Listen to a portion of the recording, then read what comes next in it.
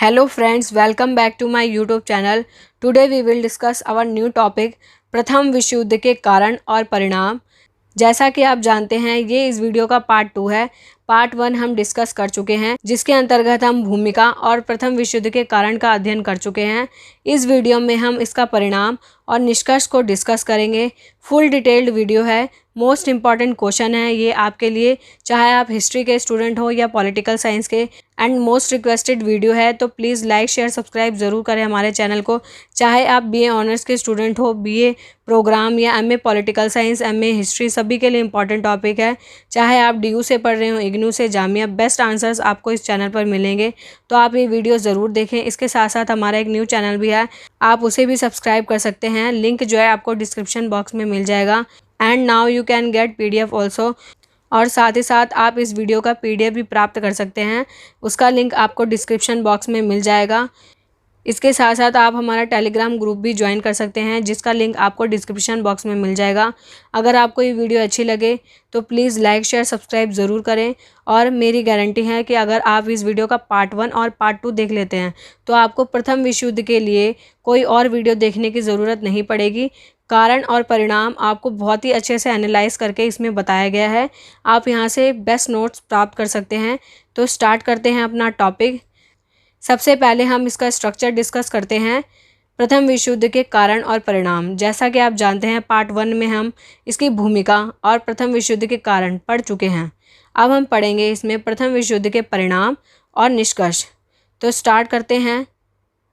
प्रथम विश्व युद्ध के परिणाम। शक्ति संतुलन में परिवर्तन।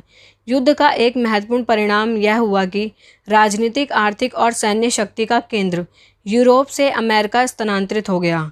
अर्थात प्रथम विश्व युद्ध के परिणाम के रूप में शक्ति संतुलन में परिवर्तन हुआ और राजनीतिक, आर्थिक, सैन्य शक्ति का केंद्र यूरोप से अमेरिका में स्थानांतरित हो गया, अर्थात अमेरिका शक्तिशाली हो गया। युद्ध की समाप्ति के बाद ऑस्ट्रिया हंगरी का अस्तित्व समाप्त हो गया। जर्मनी में अव्यवस्था व्याप्त हो गई। जर्मनी में क्या हुआ, युद्ध के बाद अव्यवस्था हो गई और ऑस्ट्रिया हंगरी का तो अस्तित्व ही समाप्त हो गया। अमेरिका की शक्ति में वृद्धि। प्रथम विश्व युद्ध के परिणाम यह भी है कि इससे अमेरिका की शक्ति में वृद्धि हुई। अमेरिका और जापान की ताकत में वृद्धि हुई। अमेरिका ने मित्र राष्ट्रों को न केवल भोजन, पैसे दिए, अपितु उन्हें रक्षा के लिए हथियार और गोला बारूद भी दिए। अमेरिका एकमात्र कर्ज देने वाला देश बन गया। अर्थात प्रथम विश्व युद्ध के बाद जो है अमेरिका शक्तिशाली रूप में उभरा और इसने अन्य देशों को कर्जा भी दिया, मित्र राष्ट्रों की मदद भी की। राष्ट्रवाद और आत्मनिर्णय के सिद्धांतों को बढ़ावा। इसके बाद जो है प्रथम विश्व युद्ध के परिणाम के रूप में राष्ट्रवाद को और अधिक बल मिला, आत्मनिर्णय के सिद्धांतों को बढ़ावा मिला, अलग अलग संस्कृति और स्वतंत्र राज्यों का उदय हुआ। इस प्रकार फिनलैंड, एस्टोनिया, लाटविया, लिथुआनिया जैसे देश भी राष्ट्रवाद का प्रभाव महसूस करने लगे। अर्थात बहुत सारे देश जो है स्वतंत्र हुए और यह सभी देश जो है राष्ट्रवाद का प्रभाव महसूस करने लगे। प्रथम विश्व युद्ध के बाद महिलाओं की स्थिति में सुधार आया। जो फर्स्ट वर्ल्ड वॉर हुआ उसके बाद महिलाओं की स्थिति में भी सुधार आया। लोकतंत्र का विकास। यूरोप में राजवंशों का पतन हो गया और उनका स्थान संवैधानिक सरकारों ने ले लिया। अर्थात संवैधानिक सरकारों का उदय हुआ, लोकतंत्र का विकास हुआ। राष्ट्र संघ का निर्माण। युद्ध के भय ने नेताओं को युद्ध रोकने के लिए संस्थाएं बनाने और अंतर्राष्ट्रीय शांति एवं संयोग को बढ़ावा देने के लिए प्रेरित किया, जिसके फलस्वरूप राष्ट्र संघ की स्थापना की गई। अर्थात ऐसा युद्ध दोबारा ना हो इसके लिए तथा अंतर्राष्ट्रीय शांति और संयोग को बढ़ावा देने के लिए एक नई संस्था का उदय हुआ जिसे राष्ट्र संघ कहा गया। वैज्ञानिक प्रगति को बढ़ावा। प्रथम विश्व युद्ध के परिणाम स्वरूप वैज्ञानिक प्रगति को बढ़ावा मिला। युद्ध के दौरान हथियारों, उपकरणों में सुधार लाने के लिए कई आविष्कार और नई खोजें हुईं। तानाशाही का उदय। इसी समय जर्मनी में नाजीवाद, इटली में फांसीवाद तानाशाही के रूप में उभर कर सामने आए। उन्होंने प्रेस पर प्रतिबंध लगा दिए, भाषण पर रोक लगा दी, एक पार्टी एक व्यक्ति शासन की शुरुआत करी। प्रथम विश्व युद्ध के बाद जो वर्साई की संधि हुई उसमें जर्मनी की बहुत ही अपमानजनक स्थिति थी, जिसके कारण जर्मनी में नाजीवाद, इटली में फांसीवाद जैसे तानाशाही उभर कर सामने आए। प्रेस पर भी प्रतिबंध लगा, भाषण पर भी रोक लगी, एक पार्टी एक व्यक्ति शासन की शुरुआत हुई। अमेरिकी राष्ट्रपति विल्सन की पेरिस शांति सम्मेलन 1919 में महत्वपूर्ण भूमिका रही। जो राष्ट्रपति हैं विल्सन, इनकी भी पेरिस शांति सम्मेलन में महत्वपूर्ण भूमिका रही। जर्मनी, रूस, ऑस्ट्रिया में निरंकुश राजतंत्र की समाप्ति हुई। जो जर्मनी, रूस, ऑस्ट्रिया हैं, इसमें जो निरंकुश राजा था उसकी भी समाप्ति हुई फर्स्ट वर्ल्ड वॉर के बाद। फर्स्ट वर्ल्ड वॉर जो है, प्रथम विश्व युद्ध में लगभग 1 करोड़ 30 लाख सैनिक मारे गए थे और 2 करोड़ 20 लाख घायल हुए। ये भी एक महत्वपूर्ण परिणाम है। वर्साई की संधि से असंतुष्ट होकर जर्मनी, इटली ने विश्व को दूसरे विश्व युद्ध की ओर धकेल दिया। जो वर्साई की संधि है, इससे असंतुष्ट होकर जो जर्मनी है और इटली, इसने विश्व को दूसरे विश्व युद्ध की ओर धकेल दिया। यह प्रथम विश्व युद्ध के महत्वपूर्ण परिणाम हैं। अब हम पढ़ते हैं इसका निष्कर्ष।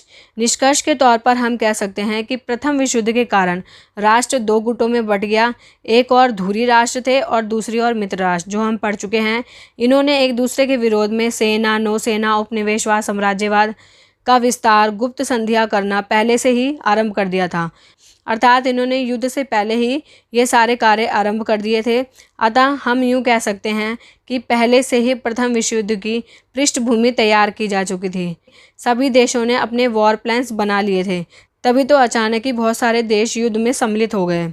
जर्मनी ने यह सोचा कि जब रूस पर आक्रमण करेगा तो साथ ही फ्रांस पर भी आक्रमण कर देगा। अर्थात जर्मनी जो है रूस और फ्रांस दोनों पर आक्रमण एक साथ करेगा। परंतु रूस, फ्रांस के साथ ब्रिटेन भी युद्ध में कूद पड़ा। यह युद्ध 1914 में ऑस्ट्रिया हंगरी द्वारा सर्बिया के विरुद्ध शुरू किया गया तथा 1918 में जर्मनी के आत्मसमर्पण किए जाने के पश्चात ही समाप्त हुआ। परंतु यह कब समाप्त हुआ? जब 1918 में जर्मनी ने आत्मसमर्पण किया। इसके पश्चात आदर्शवाद अवधारणा ने जन्म लिया। इसके पश्चात क्या हुआ? आदर्शवादी अवधारणा ने जन्म लिया। कहा गया कि भविष्य में ऐसा युद्ध पुनः न हो, इसलिए राष्ट्र संघ की स्थापना की गई। इसलिए क्या किया गया? इसके बाद राष्ट्र संघ की स्थापना की गई। परंतु यह एक कोरा आदर्श था। जर्मनी के विरुद्ध किए गए अत्याचार, जिसमें पेरिस शांति सम्मेलन और वर्साई की संधि महत्वपूर्ण थी। ये बहुत ही इम्पॉर्टेंट है। वर्साई की संधि को द्वितीय विश्व युद्ध का मुख्य कारण माना गया। जो वर्साई की संधि है, इसे ही द्वितीय विश्व युद्ध का मुख्य कारण माना गया, क्योंकि वर्साई की संधि के अंतर्गत जर्मनी की बहुत ही अपमानजनक स्थिति हो गई थी। अतः हम कह सकते हैं कि यह प्रथम विश्व युद्ध की समाप्ति नहीं, बल्कि 20 वर्षों का युद्ध विराम था, जिसके परिणाम स्वरूप द्वितीय विश्व युद्ध आरंभ हुआ। जिसके बाद क्या हुआ? द्वितीय विश्व युद्ध का आरंभ हुआ। 1914 से 1918 तक प्रथम विश्व युद्ध चला। 1939 से 1945 तक द्वितीय विश्व युद्ध आरंभ हो गया। तो यह जो बीच का टाइम था, 20 वर्षों का युद्ध विराम था, जिसके परिणाम स्वरूप द्वितीय विश्व युद्ध आरंभ हुआ। ये टॉपिक हमारा यहीं समाप्त होता है। आशा करती हूँ कि आपको ये टॉपिक समझ आ गया होगा। इस वीडियो का पार्ट 1 आप पहले देखें, फिर वीडियो का पार्ट 2 देखें, तभी आपको पूरे पॉइंट्स क्लियर होंगे। अगर आपको ये वीडियो अच्छी लगी हो तो प्लीज़ लाइक, शेयर, सब्सक्राइब ज़रूर करें। बहुत ही एफर्ट्स लगते हैं इसको बनाने में और बहुत सारी बुक्स ढूंढनी पड़ती हैं। उसके बाद मटेरियल रेडी करना पड़ता है, उसके बाद इसको लिखना, फिर उसको रिकॉर्ड करना और एडिट करना। तो अगर आप सपोर्ट करें तो ही मैं वीडियोज़ लाऊँगी time to time. Thank you so much for watching my video.